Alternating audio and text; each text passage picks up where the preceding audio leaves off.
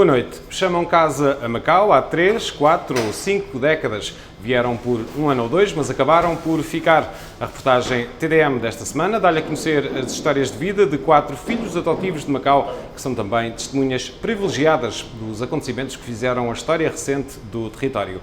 Macau Velha Guarda é uma reportagem do jornalista Marco Carvalho. Chegaram para ensinar, para entreter, para honrar uma pátria que muito ao longe os contemplava. Vinham por um breve interlúdio, mas os meses fizeram-se anos e os anos tornaram-se décadas.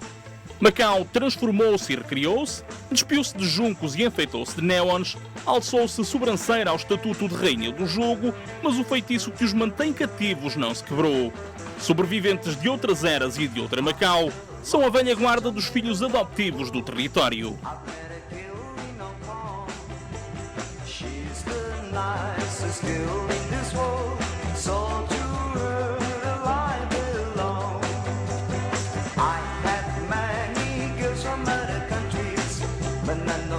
Em 1964, quando António Gambetta desembarca pela primeira vez no Porto Interior, os olhos do mundo estão voltados para o Vietnã. Os primeiros grandes contingentes de soldados norte-americanos aportam ao delta do Mekong. Em Chipre, as tensões entre cipriotas gregos e cipriotas turcos intensificam-se e Tóquio prepara-se para albergar os jogos da 18ª Olimpíada. Nas rádios de todo o mundo, os Beatles são quem mais ordena e I Want to Hold Your Hand, a música que mais se ouve. Em Macau arranca a construção da primeira fase do Hotel Lisboa e o tufão Ruby vira a cidade do avesso, com rajadas na ordem dos 221 km por hora. Natural de Évora, António Gambetta coloca pela primeira vez pé em Macau a 21 de setembro, 2 semanas depois da tempestade ter açoitado o território. Só conheceria os becos e as vielas da península mais de 2 meses depois. Quando vim para Macau, mas cheguei em Macau. Desembarquei na Ponte 12 e passei para a Ponte número 8 e embarquei num batelão de desembarque e puseram-me na Ilha da Taipa. Fui comandante militar da Ilha da Taipa até dezembro. Só em dezembro de 64 é que fui para Macau conhecer Macau. Com pouco mais de 15 km quadrados e quase 200 mil habitantes, Macau é no início da década de 60 uma pequena e pacata cidade encravada na face sul da Grande China. Acessíveis apenas por barco, as ilhas da Taipa e de Puluan são pouco mais do que entrepostos pescatórios, onde impera o sossego e a tranquilidade, mas onde nada falta, garante o miliciano Gambetta. A bonança que pauta o cotidiano do território desmorona-se pouco mais de 2 anos depois de António Gambetta chegar a Macau. Os ecos da Revolução Cultural na República Popular da China fazem sentir no enclave com a intensidade de um tsunami. A construção de uma escola patriótica na Taipa deu mote a violentos confrontos de rua que se saldaram em 8 mortos e 123 feridos. Os manifestantes maoístas saquearam o edifício do Leal Senado e derrubaram a estátua de Vicente Nicolau de Mesquita. O exército e a polícia reprimem os protestos e a repressão indigna a comunidade chinesa, que anuncia um boicote geral a portugueses e a macaenses. Trabalhava numa companhia na Avenida Almeida Ribeiro. Ao apanhar o autocarro, a revisora já me conhecia. Já era conhecido que era sempre o mesmo autocarro, não é? Eu vinha aqui para Coelho do Amaral. Diz-me lá assim, o Sr. Gambetta, ele tratava-me assim, não pode entrar no autocarro porque estamos proibidos de fazer serviços para os portugueses. É isso. Agora pode entrar, mas a partir da manhã não entra. Os acontecimentos do 1-2-3 adiaram a chegada de António Teixeira a Macau. Natural de São Bernardo, nos arredores de Aveiro, o soldado Teixeira recebeu ordem de marcha para o Oriente em 1967, mas só um ano depois, em agosto de 1968, embarcou para a grande aventura de uma vida. Pôs pé no território a 2 de outubro, no mesmo dia em que em Lisboa é inaugurada a Fundação Calouste Gulbenkian. À chegada, encontrou uma cidade pacificada. Tivemos ainda muito tempo em Portugal porque havia aquele problema do 1-2-3, como eu disse. Tivemos só em agosto de 1968 é que nós embarcámos. Então chegámos aqui em 2 de outubro, de 1968. Não vi assim, nada de especial que acontecesse. Macau era em 1968 uma cidade pacificada num mundo em alvoroço. No Vietnã, as guerrilhas comunistas surpreendem as forças norte-americanas com a ofensiva do Tet. Milhares de estudantes colocam Paris a ferro e fogo e Martin Luther King é assassinado. Os Beatles continuam a dominar as ondas hertzianas, agora com Hey Jude, mas em Macau e Hong Kong os The Thunders são a grande sensação. O grupo, constituído por 5 jovens macaenses, vence o mais popular concurso de talentos da TVB e 2 anos depois lança aquele que é ainda hoje o mais bem-sucedido registro musical made in Macau. Nos bares e dancing halls do território, os singles Minha Tristeza e She's in Hong Kong são das músicas mais escutadas, refletindo o otimismo que pauta a entrada na nova década. O Hotel Lisboa é inaugurado em fevereiro por ocasião do Ano Novo Lunar e a empreitada de construção da Ponte Nobre de Carvalho é lançada. Quando Beatriz Basto da Silva desembarca no Porto Interior a 28 de maio com o marido e um bebê nos braços, Macau tinha há muito reencontrado a paz perdida nos intensos dias do 1-2-3. Devo dizer que estava tudo pacificado, não havia nada que se dissesse cuidado, tem cuidado, não digas isto, faz aquilo, porta-te desta maneira ou daquela. Não, nada.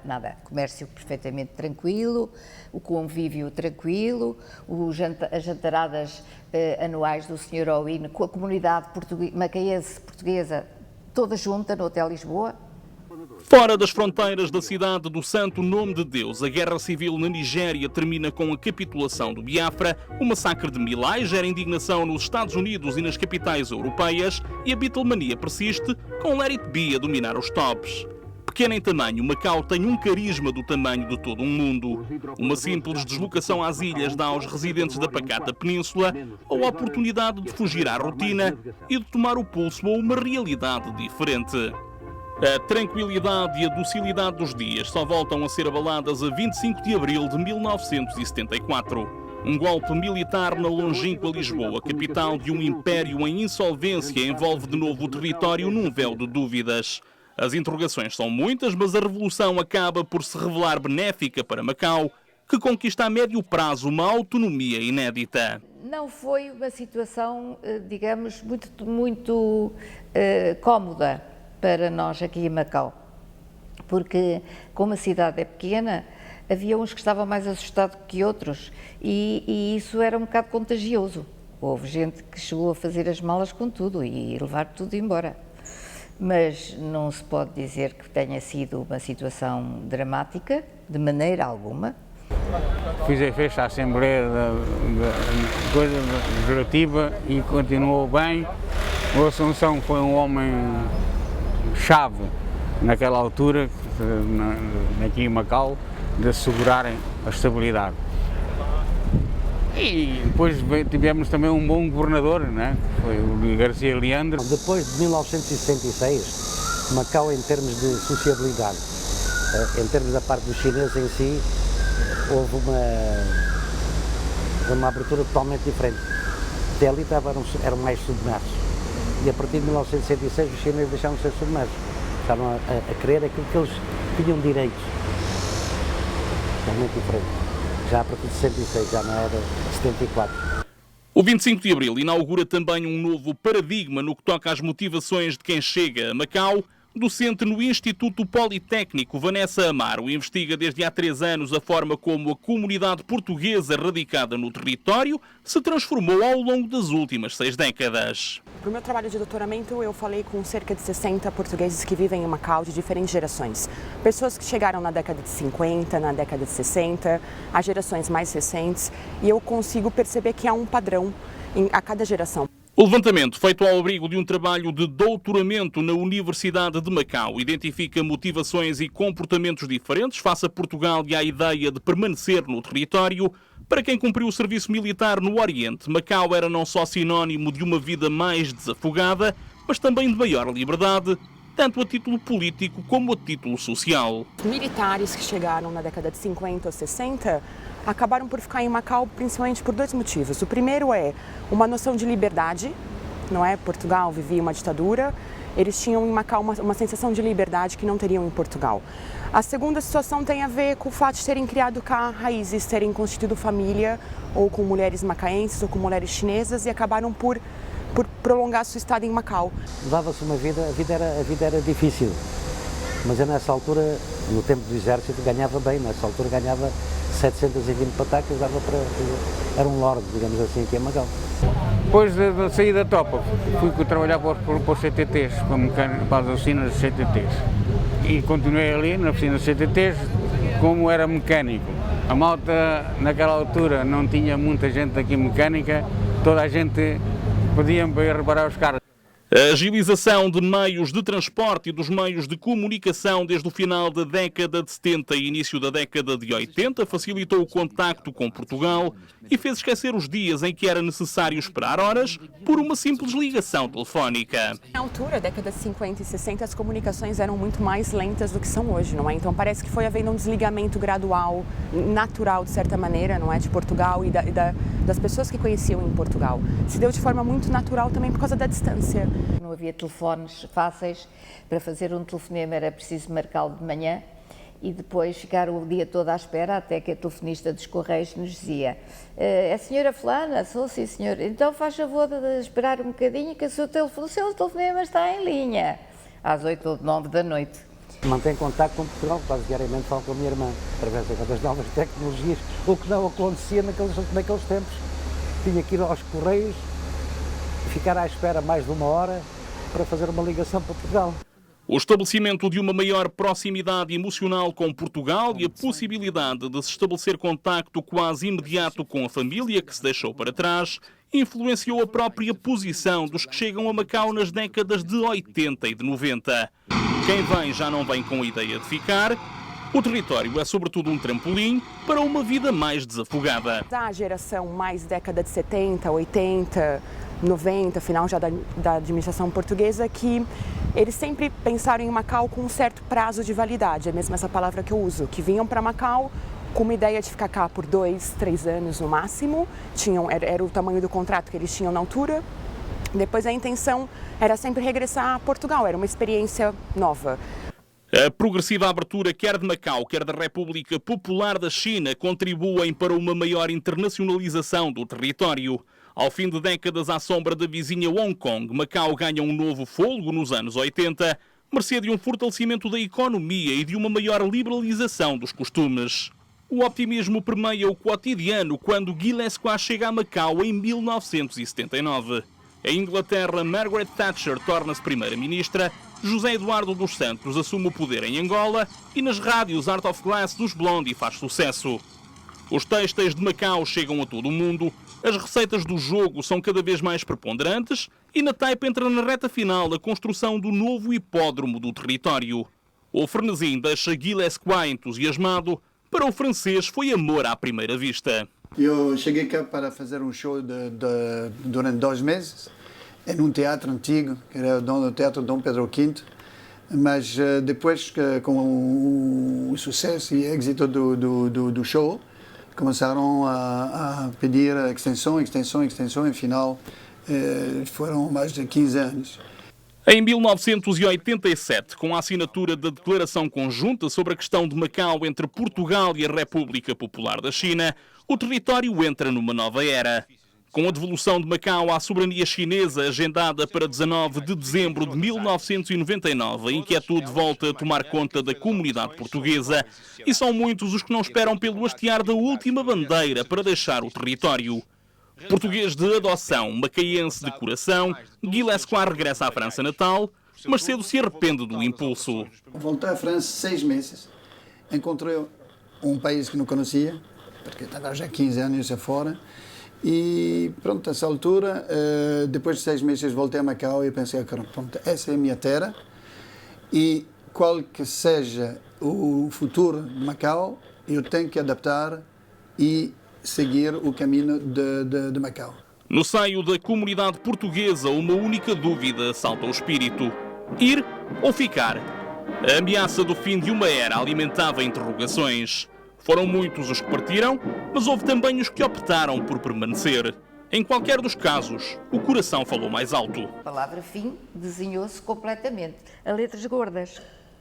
E se fim existe princípio de outra coisa. E essa outra coisa, no momento, era, não digo temível, mas era uma interrogação. Portanto, entre aquilo que é claro e aquilo que é nebuloso, naturalmente que nós temos que optar pelo que é claro, isso é humano. E eu optei por me ir embora com o termo de Macau, pensava eu, e não quis ver a bandeira portuguesa descer. Quando estava para ser a transição em 99, a gente era para ir. Já tinha tudo já feito e tudo. Depois os filhos disseram assim, pai, eu não vou, tenho aqui o emprego. O outro também, não vou, casou com uma... Depois a minha filha também, eu também não vou. A minha mulher também chegou, não vai.